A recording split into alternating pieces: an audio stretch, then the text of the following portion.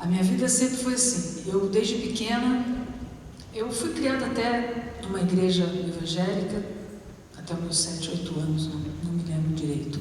Mas depois, minha mãe não ia mais, acabei não indo. E eu sou de uma família de músicos, né? Meu pai é um grande músico, meus tios todos eram músicos, todos amadores. Meu pai é um grande músico e a minha casa era música direto, todos os dias, final de semana era assim, só música. E meus irmãos, nós somos 5 filhos, todos tocam, todos cantam. Hoje minha sobrinha está aí também na mídia.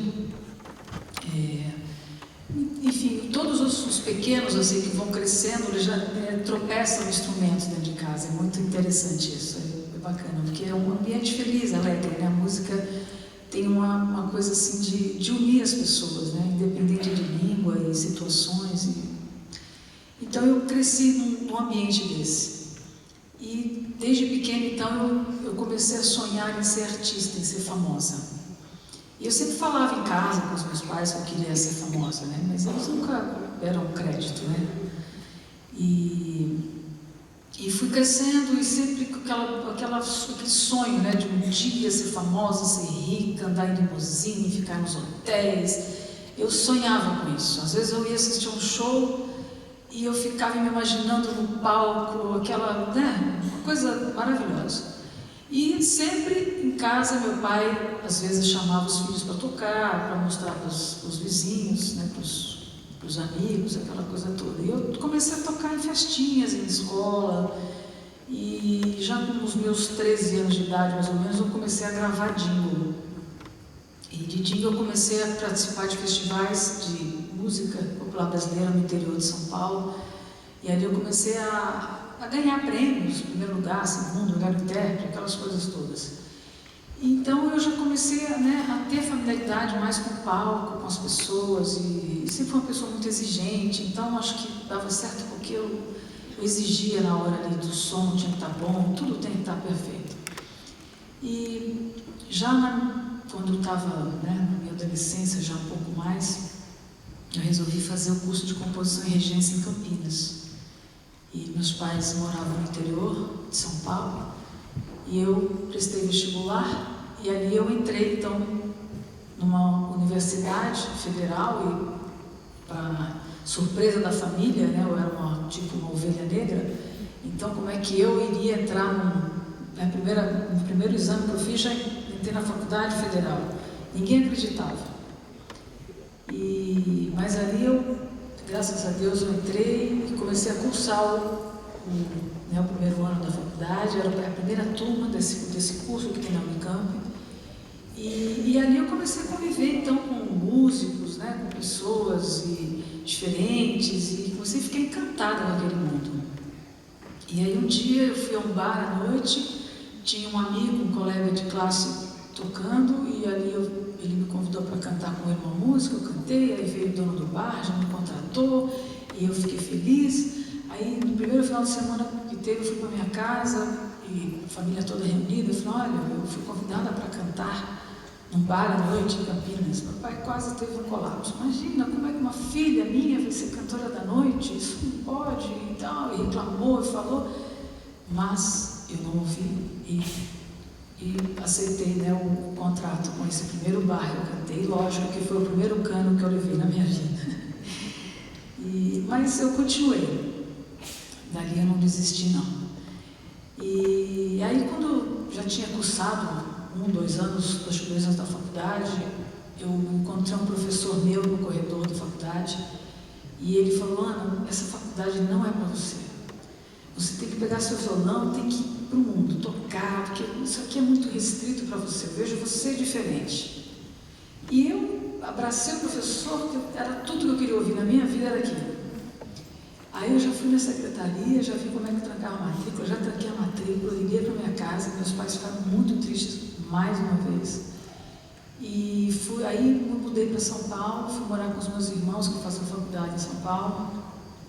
E ali eu comecei então a procurar trabalho na noite, em bares.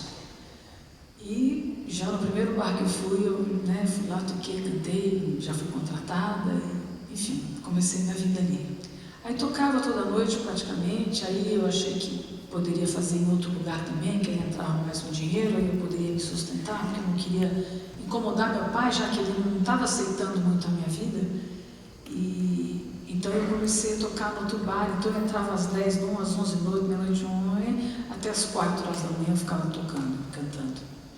E eu fui assim, fiquei em São Paulo uns 4, 5 anos mais ou menos, cantando na noite. E às vezes eu ia em casa, tudo. Meus pais, eles não aceitavam, mas também sempre me acolheram. E aí uma vez eu fui para Nova York, que eu queria conhecer os Estados Unidos, que é o país da música e tudo. E lá eu conheci alguns músicos muito bons, de renome já. E fiz ali uma certa amizade com alguns músicos. E voltando para São Paulo, eu resolvi que São Paulo também estava pequeno para mim, eu deveria mudar para o Rio de Janeiro, porque ali era assim a capital da música, da fama. Então achei que o Rio de Janeiro ia ser para mim o degrau onde eu ia estourar e ser famosérrima. E ali eu vendi um carrinho que eu tinha, fui para o Rio de Janeiro, aluguei um apartamentinho, no começo eu morei com uns amigos, umas amigas, e fui tocando a minha vida. E comecei então a conhecer pessoas para poder chegar em algum produtor, em algum lugar desses. E aí eu comecei então pelo grande canal de televisão, tinha uma pessoa lá que era o diretor, e me marcaram uma reunião, eu fui, levei uma fita que eu tinha de demonstração, e ali eu mostrei, nossa, ele gostou demais, puxa vida, que bom, vamos gravar, vamos fazer, mas olha, vamos dar uma saída à noite, a gente vai sair para jantar, a gente pode conversar melhor e tal. E eu já comecei a sentir que não era muito aquela conversa que eu queria ter à noite, não. E lógico que não aceitei. E aí eu me propus até eu não tocar na noite no Rio de Janeiro, porque eu queria só fazer shows, eu queria já começar diferente no Rio. Então eu passei necessidade, porque não era todo dia que tinha show, Era um por mês, sei lá. Eu tinha que me virar com aquele dinheiro.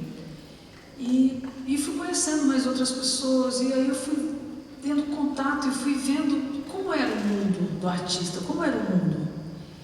E eu comecei a ficar um pouco decepcionada com a situação, com as pessoas, da forma com que elas falavam comigo, da forma com que elas me convidavam. E aí eu conheci um grande produtor. Consegui marcar uma reunião com ele no escritório, fui, mostrei minha fita, e ele gostou, falou, nossa, estou pensando alto para você.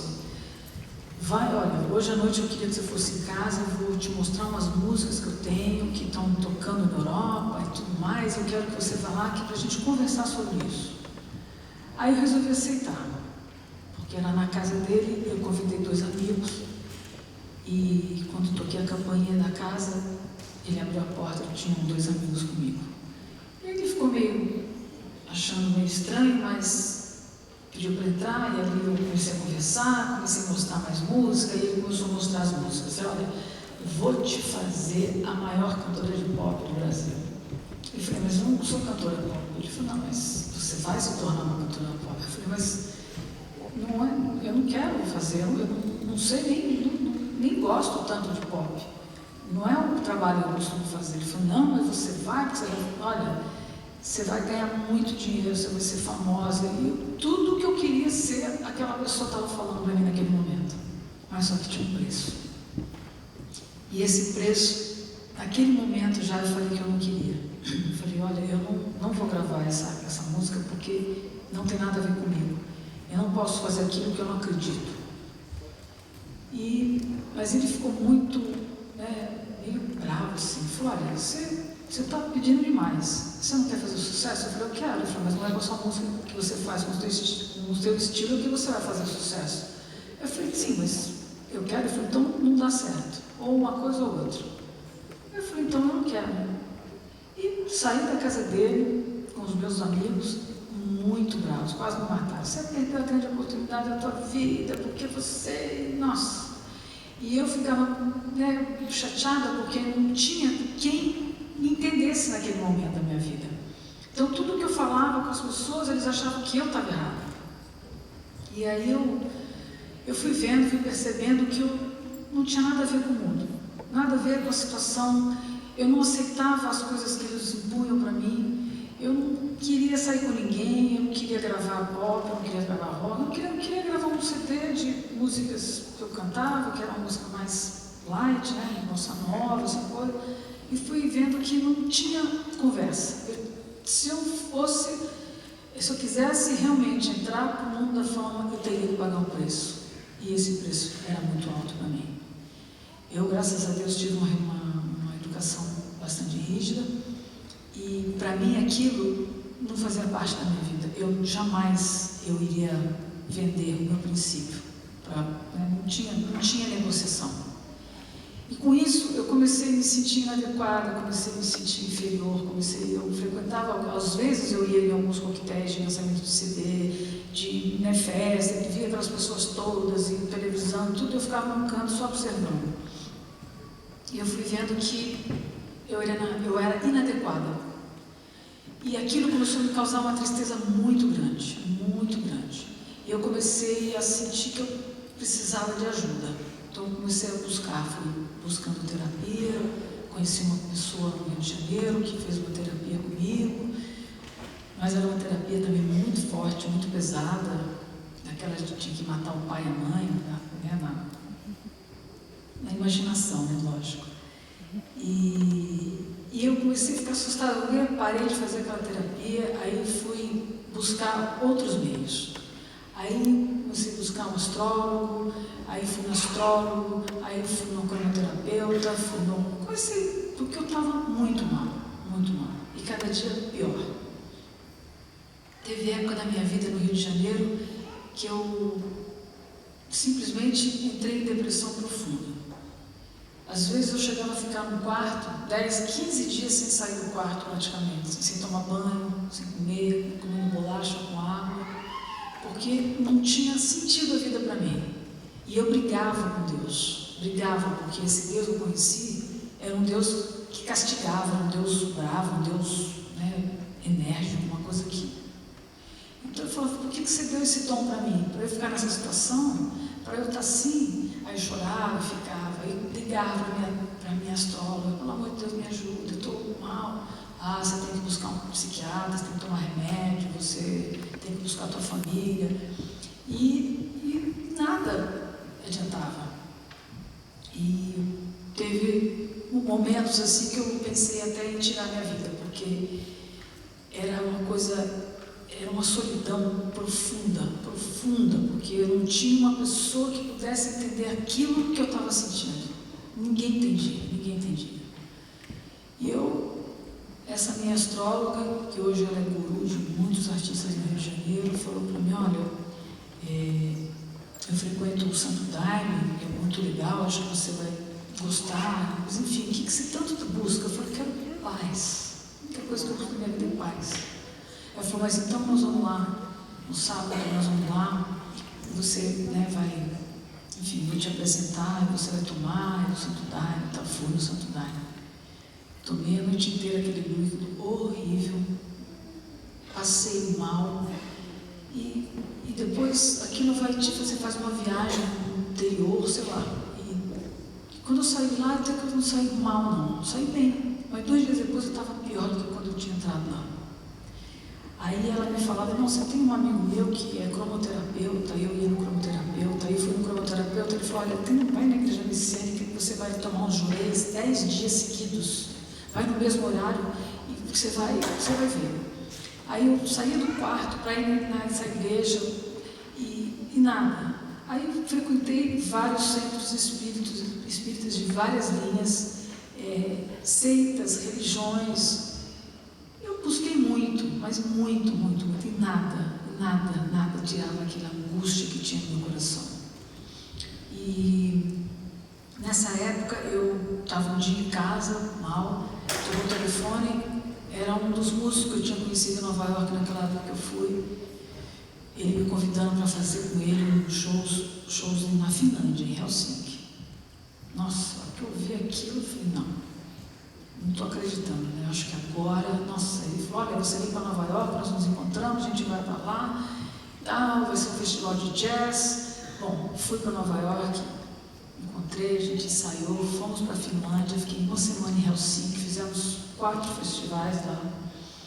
E ali começou a sair, né, jornais, em revistas, e foi maravilhoso, foi muito bom. E naquele momento, então, eu comecei a sentir que, puxa vida, eu acho que agora, né, eu encontrei, agora eu vou ser feliz. Nossa, que legal. Aí voltamos para Nova York, aí ele falou assim, olha, vai ter um festival de jazz no Carnegie Hall. Carnegie Hall é o palco que qualquer pessoa almeja estar um dia. É um lugar, assim, fantasticamente maravilhoso. E a hora que ele me convidou, eu não acreditei. Eu tive que fingir que era normal, porque, né, não podia também mostrar a minha fraqueza, né? Olha, então você vai cantar no Carnegie Hall? Eu falei, olha, acho que eu vou sim, não tem problema, tal, enfim. Fomos cantar no Carnegie Hall numa noite. Chegamos no teatro, lotado, gente em pé, enfim. E aquela noite foi muito marcante para mim, porque eu estava sozinha com o violão, atrás, esperando ele me chamar. Aí ele entrou com a banda, fez a apresentação dele, e naquele momento ele chamou, olha, eu quero apresentar para vocês uma cantora brasileira que eu trouxe, e eu entro. Aí comecei a tocar violão, cantar, ele entra, começa a tocar sax comigo, e começamos a improvisar e fazer coisas. Foi maravilhoso. O teatro veio abaixo, todo mundo aplaudindo. Foi muito bom. Naquele momento, eu saí do palco, eu entrei, fui para o camarim. A hora que eu entrei no camarim, eu olhei no espelho e falei, e agora? Comecei a chorar, me deu uma crise de choro muito forte. E eu chorava e falava, e agora? E aquela angústia, aquela coisa me pegando outra vez, e eu mal... E eu me culpava, porque, puxa vida, eu tenho tudo, mas como é que eu posso estar assim? Aí, naquela noite, veio uma pessoa da plateia, que era uma gravadora americana, me convidou para ir ao escritório, e ali negociamos um contrato, acabei fechando um contrato com eles, e ali eu gravei 9 CDs, com essa gravadora chamada Chesky Records. E esse CD eu gravei em Nova York, e... paralelamente, quando eu morava no Rio, eu estava morando em Nova York nessa época já então. Quando eu morava no Rio, eu conheci o Tom Jobim. Conheci através do filho dele, Paulinho, e fiquei amiga do Tom. A gente saía às vezes para almoçar, e conversávamos. Ele era uma pessoa muito agradável, super inteligente, sensível, era muito gostoso estar com ele. E então fizemos essa amizade, e um dia, ele, lá em Nova York, quando eu fechei esse contrato, a primeira pessoa que eu pensei foi nele. Aí eu liguei para ele e falei, Tom, eu fui contratada por uma gravadora americana e eu gostaria muito que você tocasse comigo 2 músicas nesse CD. Ele falou, Ana, com você pode estar certo que eu vou fazer. E eu comecei então, ele também tinha um apartamento em Nova York, ele estava lá na época, e aí começamos a ensaiar tudo, né? E quando no dia que ele entrou no estúdio, que ele marcou o horário, que ele falou, olha, eu vou estar terça-feira às 8 horas da noite, ele entrou no estúdio, eu quase desmaiei, porque Tom Jobim para mim era um ídolo, ele era um ídolo. E aí ele entrou, gravou, e esse CD foi um CD que aconteceu muito, porque, né, pelo cartão de visita que foi a presença do Tom Jobim e desse músico saxofonista chamado Paquito de Rivera. Então, a partir daí eu comecei a viajar muito. Esse CD foi um CD que foi indicado como disco do ano no Japão. Tocava direto nas rádios em Nova York, nos Estados Unidos, na Alemanha. E eu comecei a viajar muito. Então, morei em Nova York, depois fui morar em Los Angeles. E minha vida não parava. Mas a tristeza e a solidão e a inquietação que eu tinha no meu coração continuava. E parecia que ela ia crescendo cada vez mais. todas as coisas acontecendo. Indo para a Alemanha, fazendo shows, entrevistas, rádios, melhores jornais, revistas do mundo. Estava eu no hotel chorando, perguntando para quê, por quê, por quê, por quê. E aquela angústia me pegando, aquela solidão, uma coisa horrível, horrível, horrível. E eu vi que eu não sabia mais o que fazer, porque eu já tinha caminhado aí anos nessa luta, nessa busca de algo que preenchesse o coração.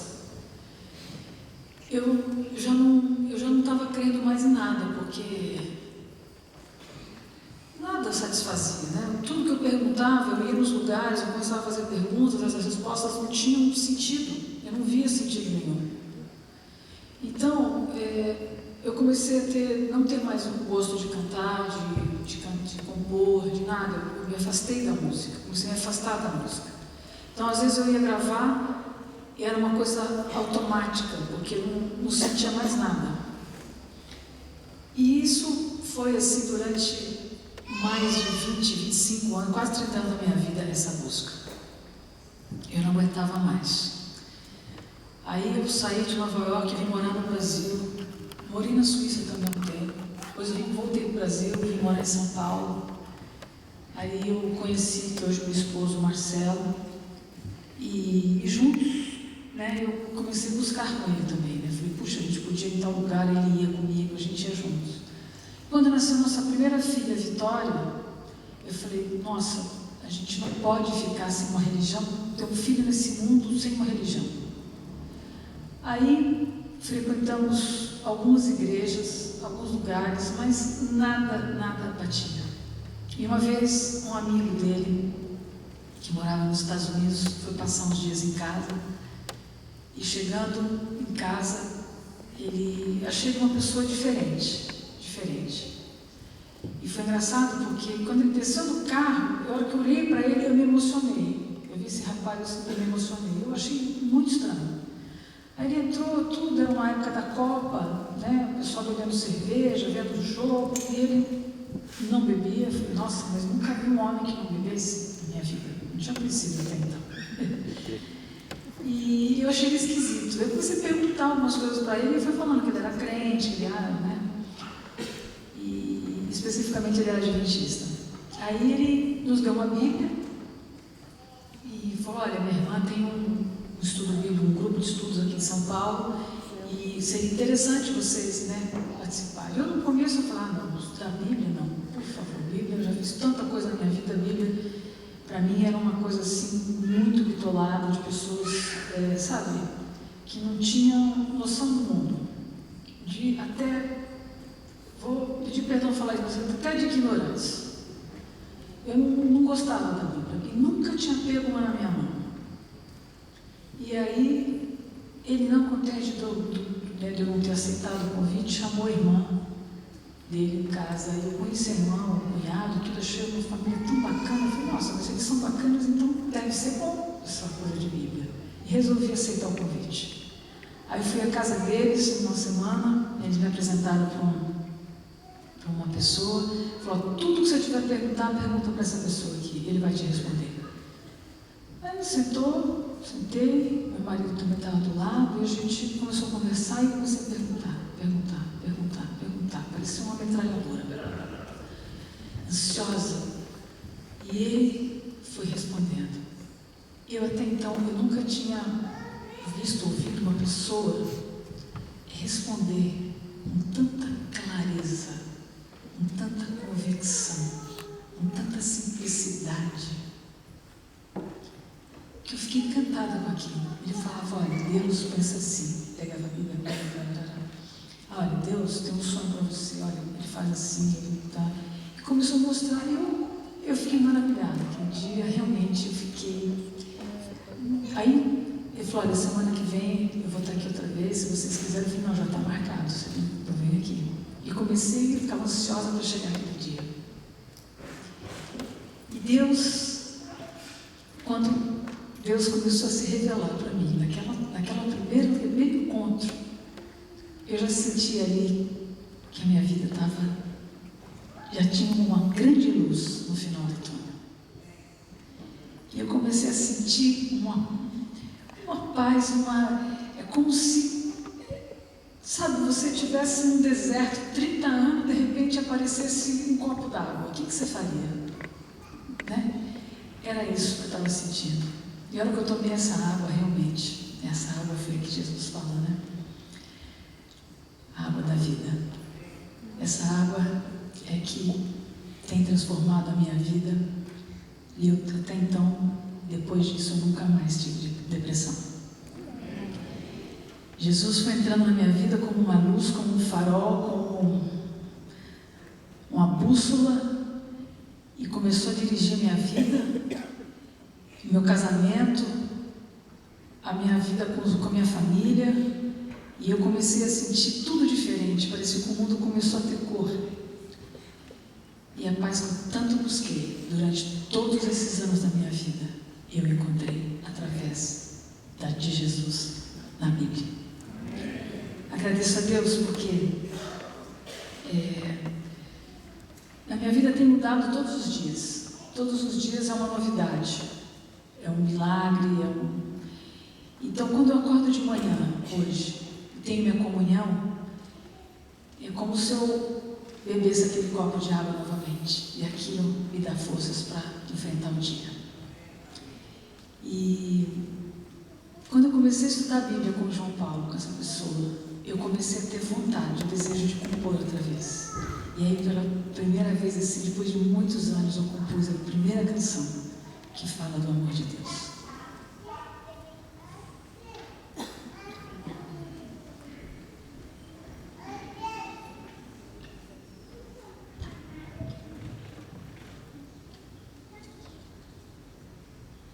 Essa música chama-se Pura Luz.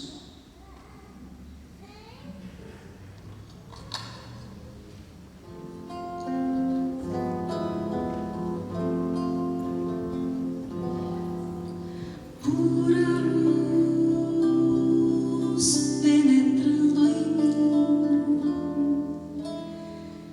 me mostrando assim o caminho a seguir. E eu sinto então o amor nascer em meu peito arder, e uma nova emoção, pura luz em meu coração. E eu pedi então mais uma canção nasceu, e desde então eu posso cantar, eu posso sentir o amor de Deus, pura luz.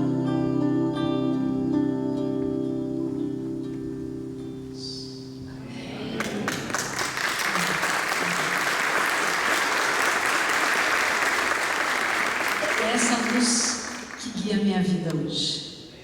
É essa luz que eu sigo. E essa luz que eu quero compartilhar com todas as pessoas que eu encontrar na minha vida, até Jesus voltar.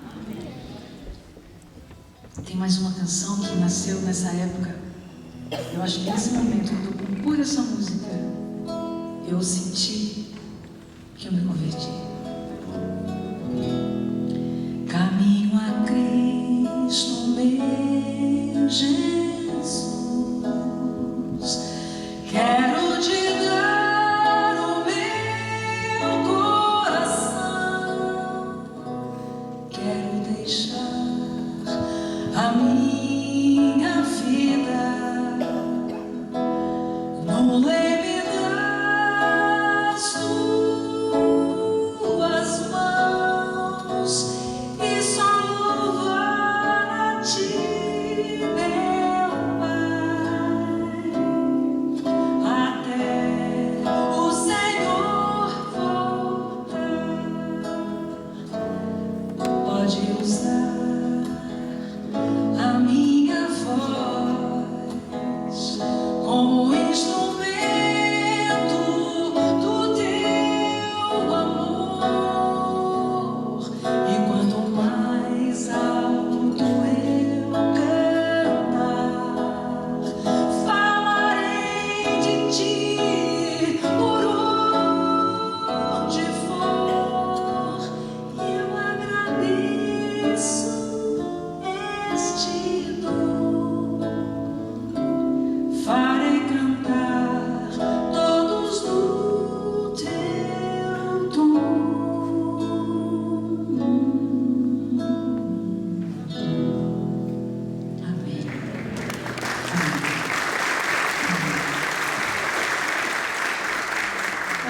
a frase que me marcou muito nessa época, quando eu comecei, foi: conhecereis a verdade e a verdade vos libertará.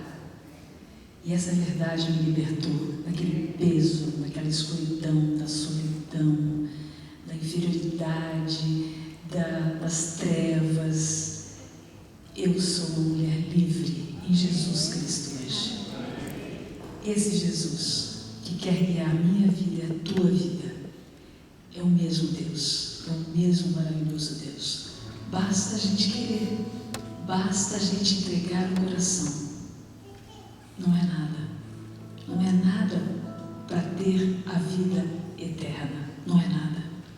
A gente faz tanta coisa nesse mundo, a gente se envolve com coisas do mundo para ganhar nada, não é? Para ganhar nada, para ganhar 5 minutos de prazer, de felicidade, a gente entra, cai que nem bobo. Agora imagine você ganhar a eternidade ao lado do Criador do Universo.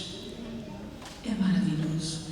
Somente o nosso coração é que Ele pede, para Ele poder dirigir a minha vida e a tua vida para um caminho de bênçãos, caminho de paz, da real felicidade.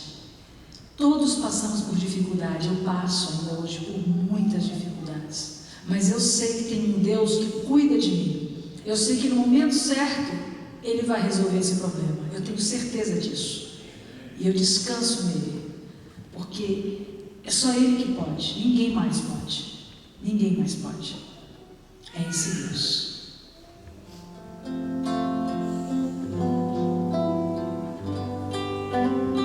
Tem uma pequena canção, eu não sei se vocês saberiam, mas eu vou me arriscar a cantar, que é muito bonita, que tem uma letra de 2 linhas, mas ela fala tudo. Que é isso aqui. Todo ser que respira, louve ao Senhor.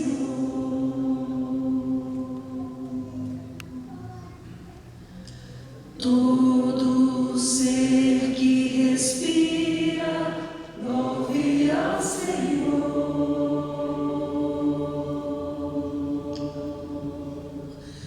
Todo ser que respira, louve ao Senhor.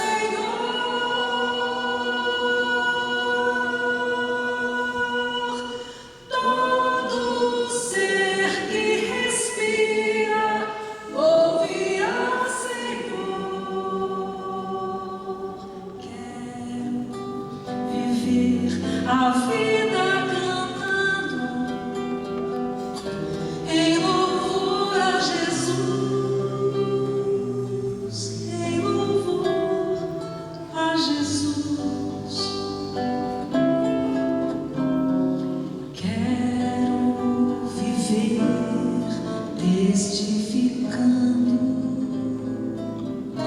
esse amor infinito, bendito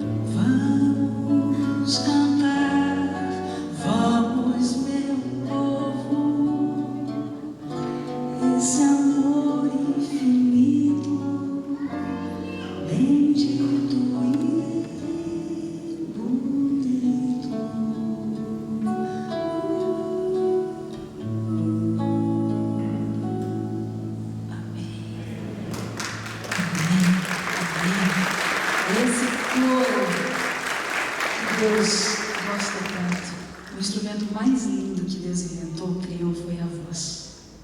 Não importa do jeito que você cante, do tom que você cante, não importa. Importa que você louve a Deus. E Ele gosta de ouvir as vozes louvando, como dos anjos no céu. Nesse momento, eu quero assim abrir para algumas perguntas. Se você tiver alguma curiosidade em saber, eu tenho a coragem de responder.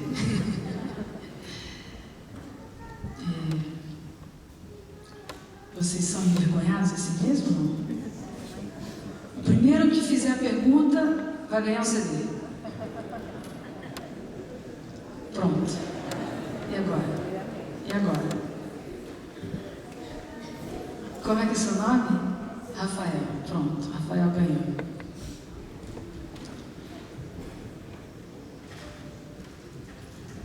Eu gostaria de saber qual música que você compôs que é muito conhecida aqui no Brasil. Bom, eu não sou conhecida tanto pelas composições. Isso... Pelas músicas que você cantou, então. Então, e outro detalhe. O reconhecimento que eu tive maior foi no exterior. No Brasil, eu não trabalhei, quase não fiz nada. Mas eu quero dizer uma coisa, que o teu testemunho vai salvar muitas vidas aí que estão enganadas. Amém? Amém, Jesus. Amém. Amém.